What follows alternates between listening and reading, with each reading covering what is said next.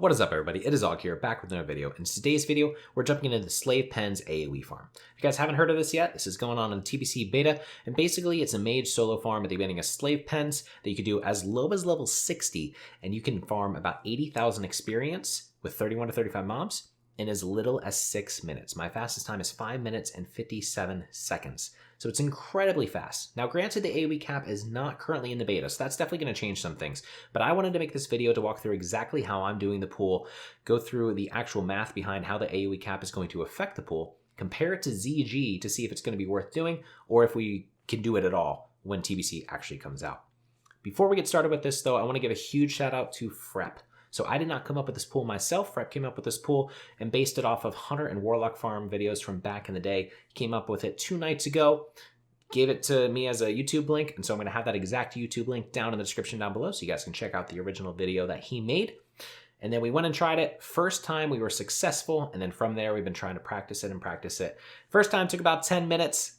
Second 2 times I wiped, and then we just slowly started progressing from there, and now we've gotten it down to a pretty solid 6 minutes every single time.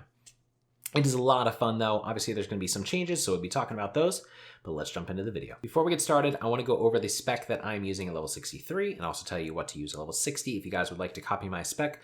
You can also ask me any questions you have live on Twitch though. I've been streaming all these runs live on Twitch, and we've done about 19 hours of beta testing in the past 2 days live on Twitch since we got the beta. So definitely check it out at twitch.tv/Arleus.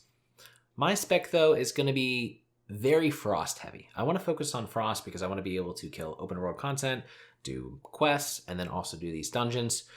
You in theory could try to work your way over to get some, arcane concentration for clear casting. Up to you. But personally, what I'm running for this right now and what's been working for me is this. So I go right down the normal frost tree and fill out everything. I skipped frost warding initially.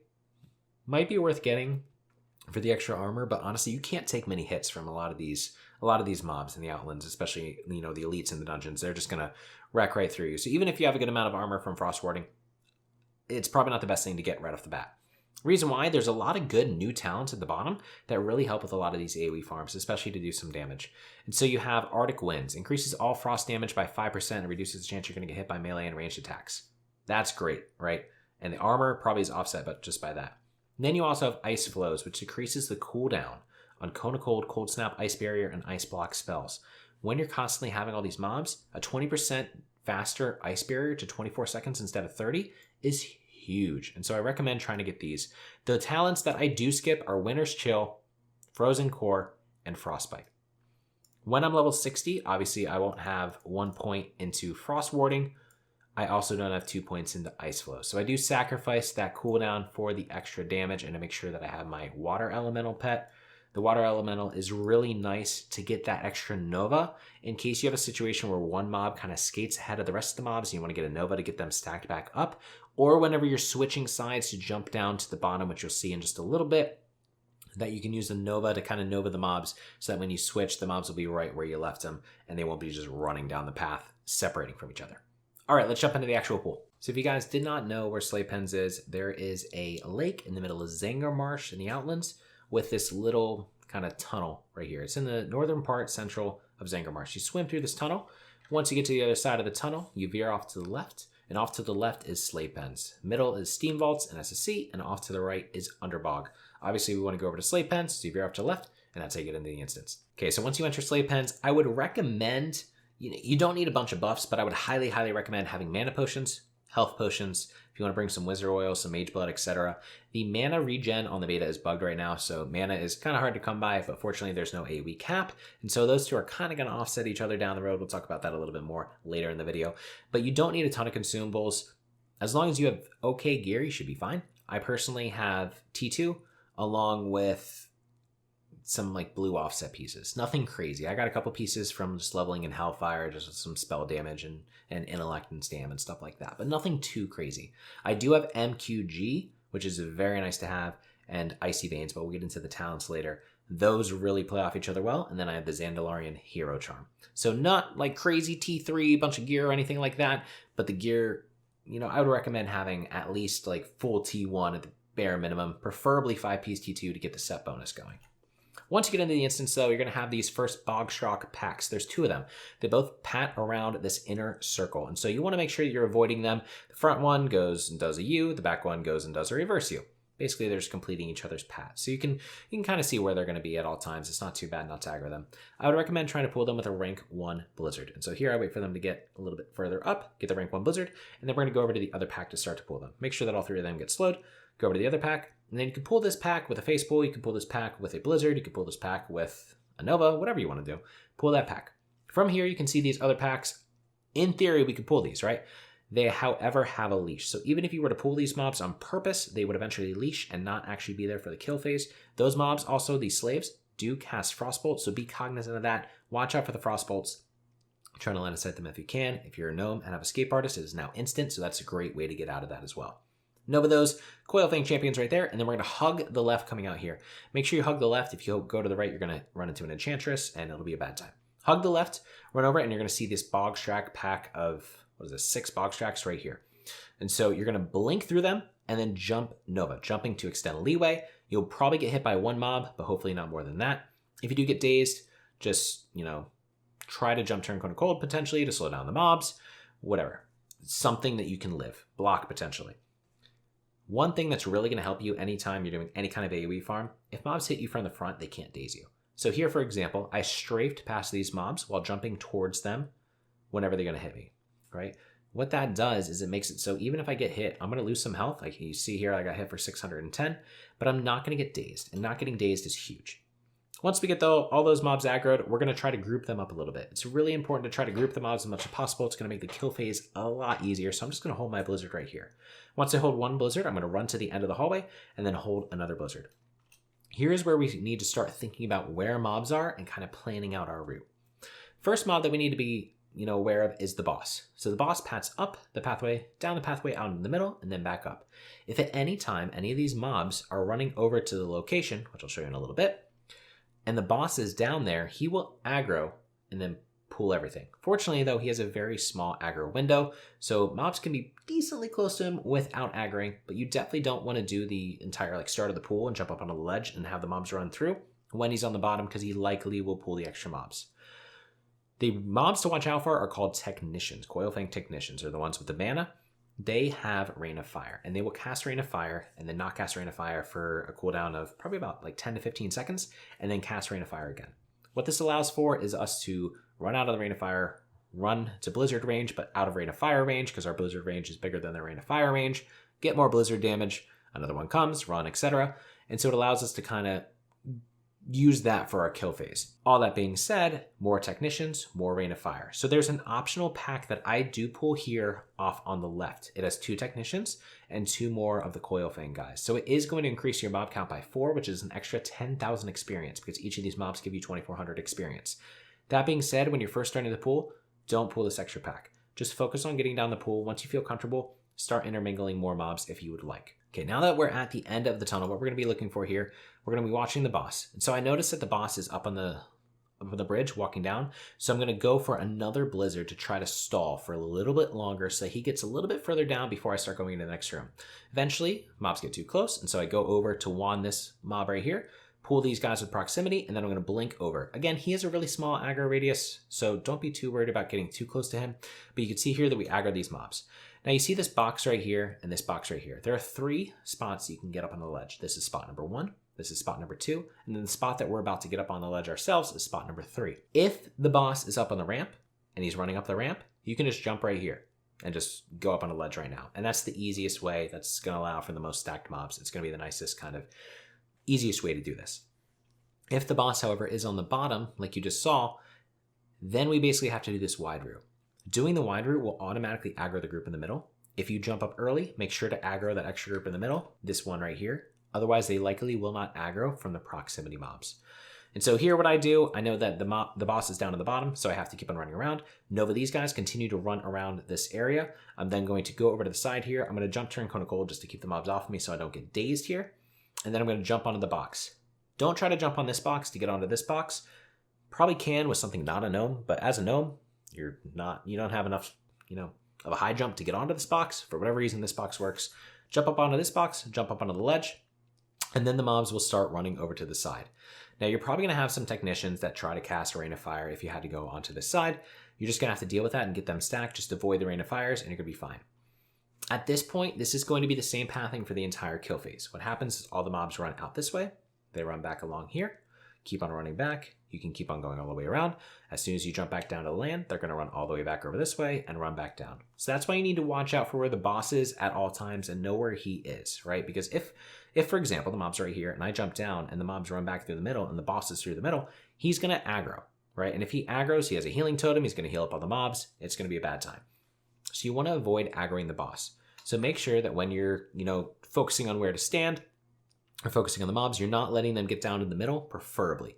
Easiest way to not let them get down to the middle is to make sure that they are pretty far along this pathway at all times. And so kind of what I started doing was using this entire pathway and just continuing to move down it all the way to the end. And so what I do here is I blink through those swords or whatever, spears, the clump of spears right there. You can also jump over it, but I blink through it. And then I'm continuing to move along this pathway using rank 1 Blizzard. Now rank 1 Blizzard, because of spell batching, it's always going to hit these mobs, right? And so it's very easy just to keep them slow. There's no batching taking a while. And it's just going to be easy to stack up the mobs. You want to make sure that all the mobs get stacked before you start popping damage. Now at this point, you want to pop Icy Veins. We have all the mobs stacked. They just did a Rain of Fire. We know that we're probably in a decent spot to start pumping out some damage. When you pop Icy Veins, your Blizzards are going to hit more frequently with the same cost as Blizzard. So you don't want to be doing rank 1 Blizzard because you're wasting the extra ticks on something that is costing the same amount of mana. You want to be using max rank Blizzard. So what I do is I pop MQG and I pop Icy Veins. And so I am casting literally double the amount of Blizzards for the same cost as 1 Blizzard. So I go over to max rank Blizzard.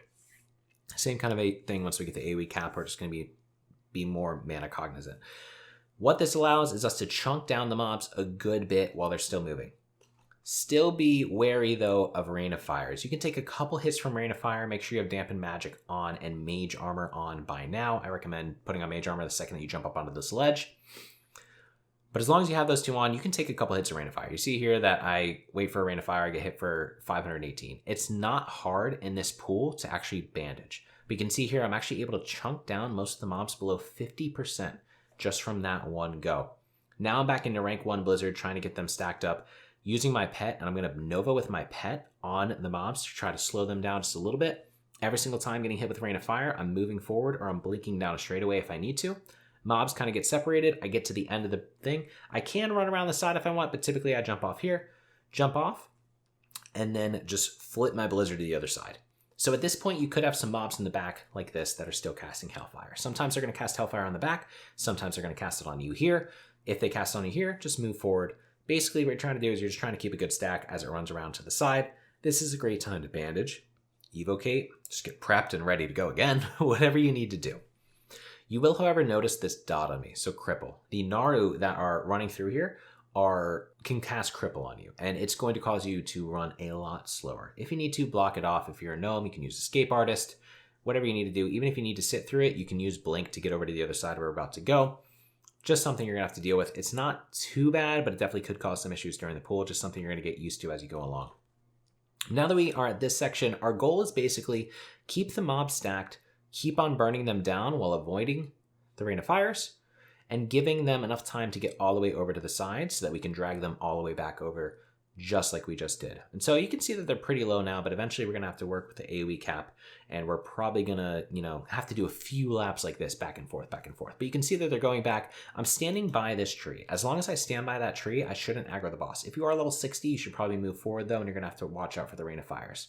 Once I get them restacked up, I'm going to outrange any Rain of Fires. The only reason why any of these mobs are going to stop and get out of the stack is if they start trying to cast Rain of Fire. So I wait, run away, evocate, now I have mana. I go back and I start blizzarding them right here to try to get them slowed, get the Rain of Fire cast on me, which means that they're stopping their movement. And so I want to flip sides, and then as they're running back, I'm blizzarding along the side. Now, that was a pretty crappy blizzard right there, but the idea is basically to pop your blizzard right here on the side, and you can see as they're trying to come around the side, they get slowed again, and it's rinse and repeat. Run down the pathway, keep on doing damage to the mobs. I'm going to take one tick of blizzard here just because I'm greedy.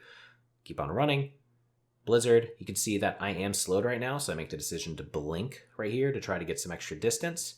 So I blink ahead, out of the Rain of Fire. That mob is not going to stop casting Rain of Fire. It's going to keep on casting Rain of Fire. So I go back into rank 1 Blizzard and rinse and repeat, rinse and repeat, rinse and repeat. Now, the way that I continue to get faster and faster with this is just getting more comfortable with using this entire ledge. Initially, I was just trying to kill the mobs in the front over there, which you'll see in the other video. And that's a great strategy, but what you run into is you run into a lot of times you're trying to run out of Rain of Fire, and then they're casting another Rain of Fire, and then you're stepping away from Rain of Fire again. Then the mobs get unstacked and things like that. Staying on this ledge really makes this more simplistic and just running anytime there's a Rain of Fire. Your range of Blizzard is greater than their range of Rain of Fire, and so you're able to stay ahead of them at all times pretty much, keeping them slowed with the Blizzard, and it's pretty easy to take them down. So obviously this is without AOE cap, but we could see that we were able to get it down in 6 minutes. 35 mobs, 2,500 experience a mob, 6 minutes. It's crazy. We're level 63. And so let's talk a little bit about the experience that we're gaining and compare it to another farm like CG. So if you've been in the stream the past few days, you've probably seen this Excel. Basically, as we've been testing everything, we've been keeping track of the various XP rates that we get in each of the dungeons. So we have the 11 pack, 19 pack, Voodoo pack at level 60. We have the level 63 dungeons, and we're kind of getting an idea of how much XP we're going to get at the various levels. Obviously, AOE cap included. Definitely we'll talk about that. Slave Pens at level 63 is netting us 83,000 experience, and it only takes 6 minutes. So if you're able to do this over and over and over and over and over, we'd be talking about 830,000 experience per hour as a potential. That's crazy. And obviously, we run into an issue where there's only 4 lockouts per hour that we could do if we continue to cycle over and over and over, because the lockout starts when you leave the instance, and you can only do 5 in 1 hour. So if you leave the instance, you basically have to wait another hour to 1 hour and 15 minutes in essence to get back into that instance. So 4 per hour, we're looking at a rate of 332,000 experience per hour, which is still 2 hours per level. So it's incredibly fast, even at level 63, and it's actually even faster at lower levels because you're getting more experience. The 11 pack, for comparison, was 51,000 experience, and the Jindo mobs was about 25,000 experience. All in all, 76,000 experience. So between these two runs, assuming that we could do 4 per hour of each, we're 28,000 experience faster in Slave Pens at level 63. Additionally, we're getting Cenarian Expedition Rep while we are in here, which, if you guys didn't know, there's a major gate to getting into the Heroic Dungeons by a rep. So many people are just going to be farming dungeons to try to get their rep up. This is basically the exact same thing, except we're doing it solo. Many people are going to try to get to Honored before they start doing quests, so they have an easier time of getting revered with the various factions. So there's some big benefits for doing Slave Pens. Will it be possible, though, once we have the AOE cap? Well, in order to answer that, we need to take a look at the actual time it takes to do the kill phase. Running through the instance to aggro up the mobs, doesn't matter if we have an AOE cap or not. That's going to be the exact same. So that took 2 minutes and 19 seconds. I also did have to run around the side there, so it might be a little bit faster, and the boss wasn't in a perfect position, so maybe, shave off a couple seconds, some runs, maybe some runs take longer, but let's just say 2 minutes and 20 seconds. The run itself took 6 minutes and 2 seconds, which means 3 minutes and 40 seconds for the actual kill phase. So if we take 3 minutes and 40 seconds and we multiply that by 3, we get 11 minutes. 11 minutes plus 2 minutes and 20 seconds is 13 minutes and 20 seconds. So even with the AOE cap, assuming that we're able to consistently do what we do for this pool right here, we're going to be perfectly fine in the under 15-minute time frame and still able to do 4 per hour. Obviously, we're going to need to test it when the actual AOE cap comes out, and obviously Blizzard could still change the pathing with this, and it might not be possible to do beginning at TBC. But if this is possible, it is looking like it would be, completable with what we're doing right now, which is very interesting. ZG, on the other hand, probably is going to take a little bit longer because ZG right now takes 15 minutes to do both the Jindo mobs and the 11-pack pool. Just the 11-pack pool, you'll definitely be able to do 4 per hour easily, but including the Jindo mobs, you're probably going to be pushing closer to 3 per hour. And so we're actually starting to look at about 100,000 experience per hour difference between these two, and we get additional rep. To help you guys with the farm, I wanted to include some things not to do and just some extra helpful tips and tricks. And so right here, this is one area where I messed up. So I jumped down right there a little bit early after I got hit with the Rain of Fire. What I didn't think about was the fact that I was still in range of multiple more Rain of Fires. Whenever you're switching sides and jumping down to the bottom, you want to make sure that the mobs that would be casting Rain of Fire are far enough away where they're not going to start casting Rain of Fire. In addition, the mobs start going crazy like this, start getting away, and so I start staying really close to the wall itself. And what's going to continue to happen over and over is the mobs are going to stop and they're going to start casting Rain of Fire. Then you're going to move, you're going to try to cast another Blizzard, and then they're going to cast another Rain of Fire on you, just like that. So it's really important to make sure you let the mobs come all the way down the path. And when you jump down from the path, you are far enough from the mobs or their mid Rain of Fire, back a little bit, where they're not going to be casting Rain of Fire right on top of you, and you won't run into issues such as that. In the event where things are really going wrong and you need to reset, there's 2 reset spots. The first is you can run up to this bridge, run on top of it, and then jump off onto the ledge. If you don't have enough health though, and the boss is in the way, probably gonna die. Boss casts Lightning Bolt, ranged attack, 1500 damage, not gonna be good. So you have this other option, and the other option is to run to this reset spot. If you run back down the hallway where you came right at the start of the run, and you go over to the side, over behind here, there's a ledge that you can jump up onto and you'll be safe. This is me literally trying to find a safe spot. And so I was running through the dungeon trying to find it. This will also probably work as a safe spot if you jump up on that side as well. So that would probably work. But the one that I use is down here. Go straight down here, jump up onto this ledge, and then jump up onto this higher ledge. The mobs can't reach this higher ledge. And so it is a reset spot. So anything ever goes really wrong, you can reset right here. Then if you want to restart the pool, there's actually these mobs off on the left, pretty close to where you are right now. So you can pull these 4 and then bring them over with you back to that reset spot and then loop back around to the kill area. So if you ever need to respot or reset, you're only losing 2 mobs total. The last tip, 2 more tips. This thing in the middle acts as line of sight. Use it to your advantage for line of sight rather than your disadvantage. Mobs can still cast sometimes, like that, but typically if you're behind this rock stuff in the middle, you shouldn't be getting hit by Rain of Fire. Last thing though, this box right here, which is the second one in our 3 that we listed, is interesting because when you jump up onto this box, if you just jump onto the ledge right next to it, you're actually still in range to be hit. And so I've actually had a situation where the mob just came up to me and just smacked me right when I was sitting right here on the ledge. So make sure whenever you jump up from this ledge, you run away from that spot.